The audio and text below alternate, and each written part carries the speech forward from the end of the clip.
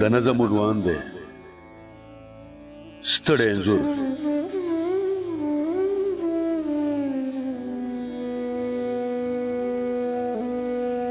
ستا په دې ستړي انځور څه مقدمه ولیکم؟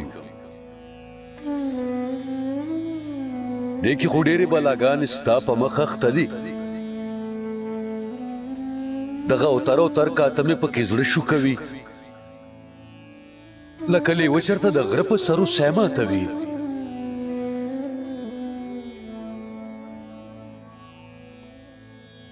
په دې انځور کې یو ماشوم د پرلتی غزولې د انغري په خوا کې ناست دی، الوګان وریتوي. مخې دی تور د تبخي په تور دی، پوزه پاکوي. د یو ویشتمې صدای جنگ ته جوړې ځان تیاری، خو دی د نړۍ د پرمختګ نه لا خبر نه دی. دی د سپوږمۍ په لوري تګ نه لا خبر نه دی. دی لا خبر د نوي دور د انسان نه نه دی. دی لا خبر د خپل ساروان او د کاروان نه نه دی.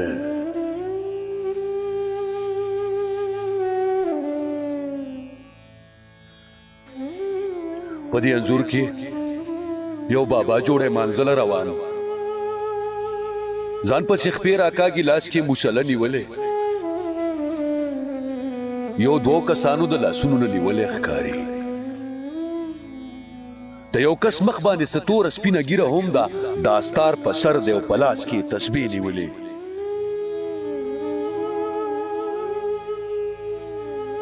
دې بل طرف ته یو بل ځوان څوک ښاغلی ښکاري، ټوپی په سر، تسبیح په لاس کې پتلون کړی ښکاري.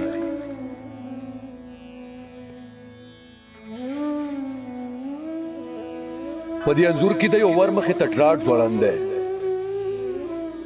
یوې بوډۍ ته سر راویستی دی او تره ښکاري.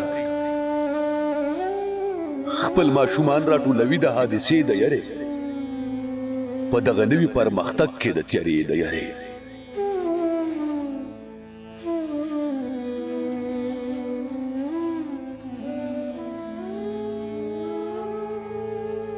په دې انځور کې د یو شاتو موچی ساه ورکوي،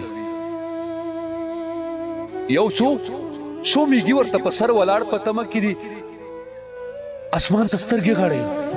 سترګو کې یو سوال لري چې به مګسو ته ګبین څه بې اثرې پاتې شي.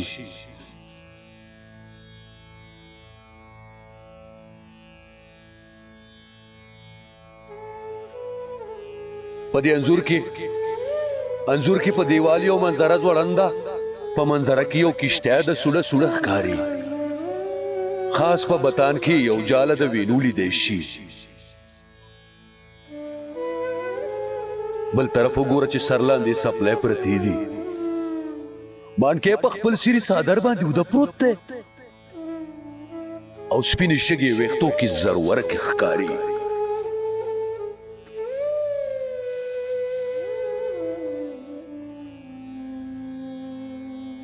په دې انځور کې خو د ستا په ګوډو سر پروت دی، مخ دې اړولی دی او خوله دې په بنګړو پرته ده.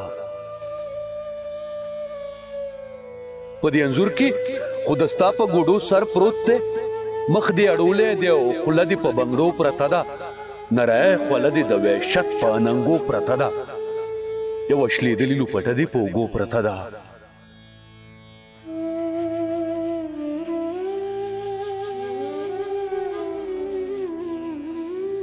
په دې انځور کې دا منظر چرته کې ستړی نشي. په دې انځور کې دا د شاتو بوچی مړی نشي. په دې انځور کې دا کشتی چرته سیلاب وی نشي. په دې انځور کې د بابا څوک مصله وانخلي. په دې انځور کې د بوډۍ بچي تیاره ونه خوري. په دې انځور کې دغه وږی ماشوم مور پکار دی. په دې انځور کې نغري کې لږ شان اور پکار دی. بسره بسره دغه انځور لږ شان بدلول پکار دي چېرته په نوي انځورګري جوړول پکار دي